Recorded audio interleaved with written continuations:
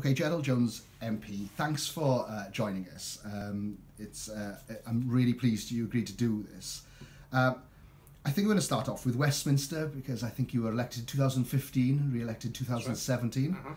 Uh-huh. And the last election, 2017, saw the most LGBTQ MPs ever to be elected in the House of Commons. I think one of the highest in the world.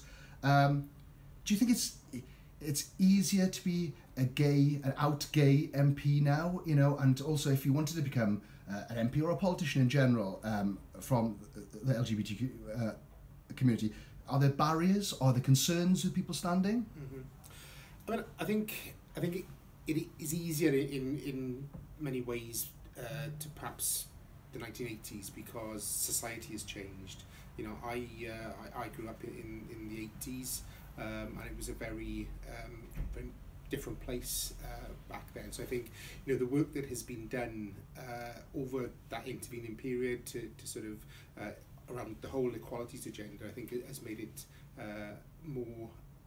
made it easier for people to stand for election. Society has changed, so discrimination is obviously outlawed.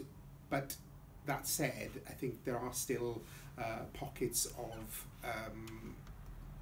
discrimination.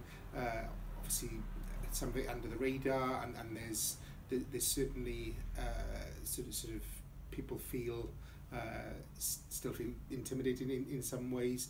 I think it also depends on the community you're from, the community you grew up in. I mean, I grew up in quite a close-knit community, and I think looking back now, I think that community has been quite supportive. That's not the case everywhere, and I think so in terms of barriers, I think there are more opportunities for out gay people to be selected and elected. But I think when you look at you mentioned the numbers, it is the most diverse parliament in history, but that's still only 45 out of 650 members of parliament. So I think we've still got some way to go to sort of be fully representative of society as a whole, and I think that's a similar situation clearly for the number of female MPs, because again we've got more than ever before, but still not anywhere near this sort of 50-50 split that represents society generally. Yeah, moving into diversity in general, which you touched upon, how does Westminster go about that? Is it more to do with your party leading the way, or does Westminster need, or all the parties need to get together to do this? What do you think are there things that can be done? I think there's a mixed sort of picture really. I mean, clearly the Labour Party have done a lot internally to support people to stand in, to support diversity, support equalities, across the piece. There's still some way to go. I think there's a role for all political parties to sort of to do some work there, and there's also a role for the House authorities. There is a sort of parliamentary committee that sits, and there are the sort of having representatives from all parties looking at the sort of current arrangements, looking at sit-in times, looking at to try and have that balance. Because back in the day, certainly before I was an MP, the House sat until 3 o'clock in the morning most days, and clearly that's not very friendly for people with young families. It is a struggle anyway, because obviously depending on where you live in the country, sort of to travel to London if you've got, and I know colleagues who have children, and it is a hugely difficult balance, and clearly you want Parliament to be fully representative, so you want those voices heard in Parliament, but there are practical difficulties for some members, and I think we have to do more to sort of overcome that, and to make it as easy as possible for everybody to sort of to stand and represent their community in Parliament. I think it's certainly got better. The hours are more family friendly. They're not perfect by any means. I'm certainly in the last sort of couple of months, last year or so, I've been in the voting lobbies 1, 2, 3 o'clock in the morning still, but that's not on a regular basis as it used to be. You know, it's a bit more family friendly nowadays. But it comes back to the work-life balance, and you know, I think that what you're describing there, votes at 1, 2, 3 o'clock at any time, I'd consider, and maybe others listening or watching could consider bonkers. It must put people off. Do you think it would put people off? I think it can do. And certainly, you know, because of the hours and you know, obviously, let's be honest about it. I mean, apart from the members of Parliament who live in and around London, who sort of, you know, haven't got the huge travel distances, the vast majority of people in Parliament travel, you know, along. So they are there for those few days, you know, Monday to Wednesday, Monday to Thursday most weeks, and I think having those hours, as I say, it's few and far between.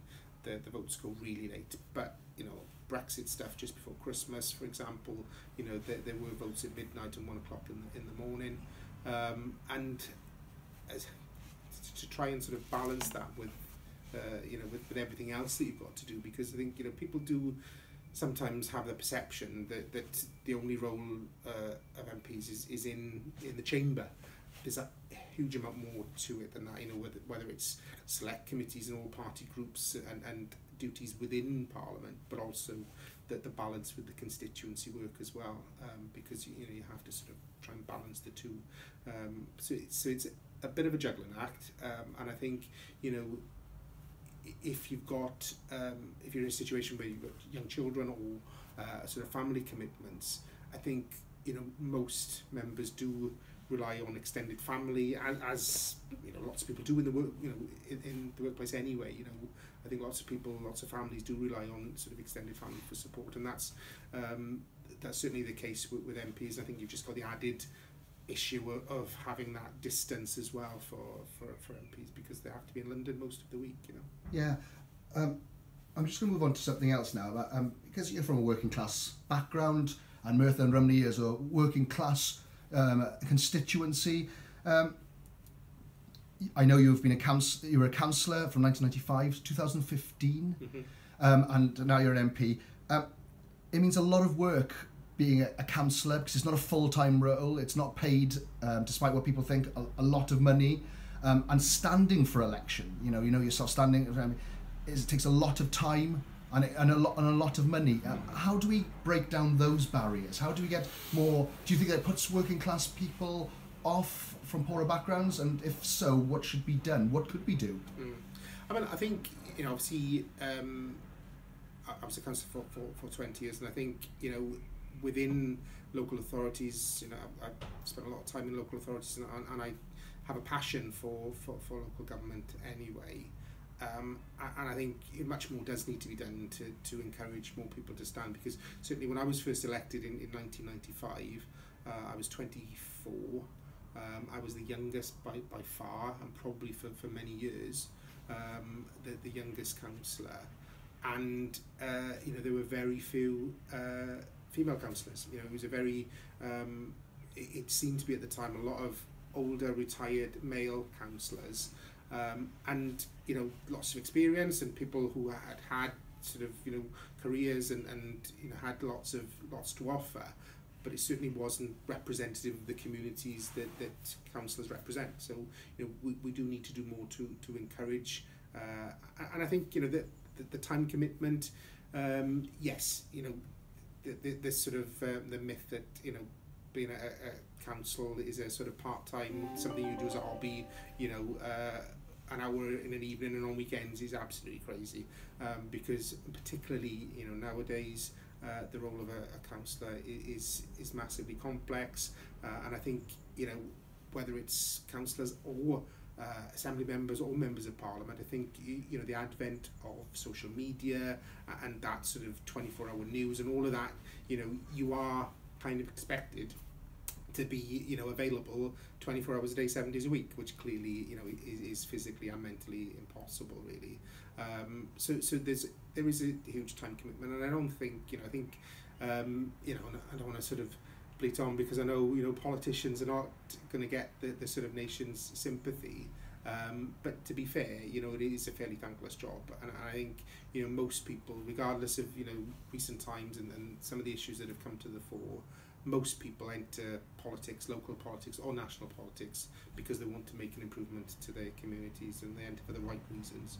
And I think we just need to encourage more people from sort of working class backgrounds to represent working class communities, you know, and I think that's hugely important. And I think the cost side of things, you know, I think it's a huge amount of fundraising that goes on, certainly within political parties, because I think, you know, local elections perhaps are less costly, but certainly assembly and national elections do tend to be quite costly, and that does take a lot of fundraising, you know, throughout the electoral term, within constituencies, to be able to do that, you know. And it's yeah, it does take a lot of planning and a lot of time as well. So you mentioned something that leads me into the last question quite easily. You said about 24-hour news and social media. We've interviewed quite a few people from all different parties, and there is a concern about the increase of abuse, of the ability to use social media to abuse. Have you found that yourself, or, you know, is there a different sort of atmosphere now because of social media? I'm genuinely interested in your experience. Yeah, I mean, I think I haven't experienced a lot of it myself. I have a little bit. There was a spike around the Brexit referendum, for example, and from time to time, you know, get the odd comment either on Facebook, Twitter, that's quite derogatory, but it's nothing compared to what I know and see, you know, other members of Parliament and politicians getting, and sadly a lot of women members of Parliament getting abuse as well.